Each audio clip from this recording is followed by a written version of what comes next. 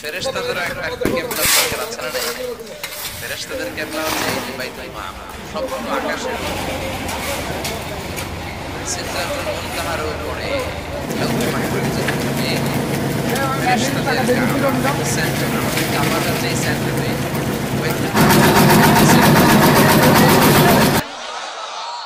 প্রতিদিন 70,000 করে ফেরেশতা এই বাইতুল মামুরে ঢুকে আল্লাহকে সিজদা করে, আল্লাহর ইবাদত করে। একবার যে ফেরেশতা ঢোকার সুযোগ পায়, দ্বিতীয়বার আর ঢোকার চান্স পায় না।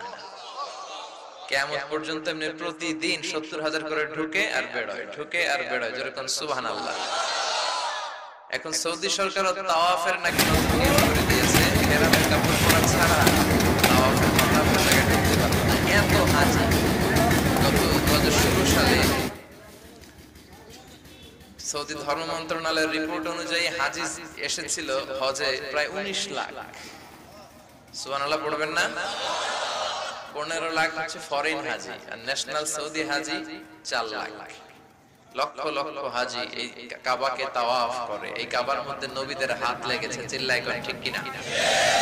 সাইয়েদনা ইব্রাহিম আলাইহিস সালামের পরশধন্য এই কাবা, সাইয়েদনা আদমের পরশধন্য এই কাবা, নূহ আলাইহিস সালামের এই পরশধন্য এই কাবা। নিজ হাতে ইব্রাহিম আলাইহিস সালাম নির্মাণ করেছেন এই কাবা।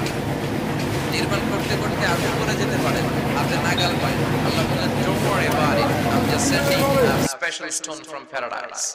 আমি জান্নাত থেকে একটা বিশেষ পাথর পাঠিয়ে দিচ্ছি, ওই পাথরে দাঁড়াবা, উপরে উঠতে মনে চায় পাথরটা উপরে উঠতে থাকে, নিচে নামতে মনে চায় নিচে নেমে যায়। আজ আমার পাশে আছে না নাই?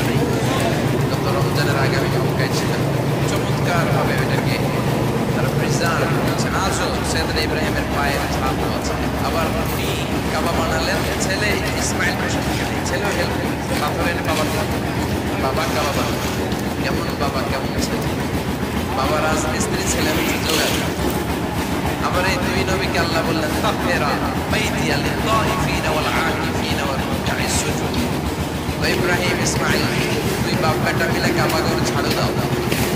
তাহহিরা মসজিদ ক্লিন করো। আমরা একটা মসজিদ ক্লিন করতে চাই, শুধু মুয়াজ্জিন সাহেব বালু কেন, ময়লা কেন, টিকটিকির পায়খানা করছে কেন, সামনে আসলে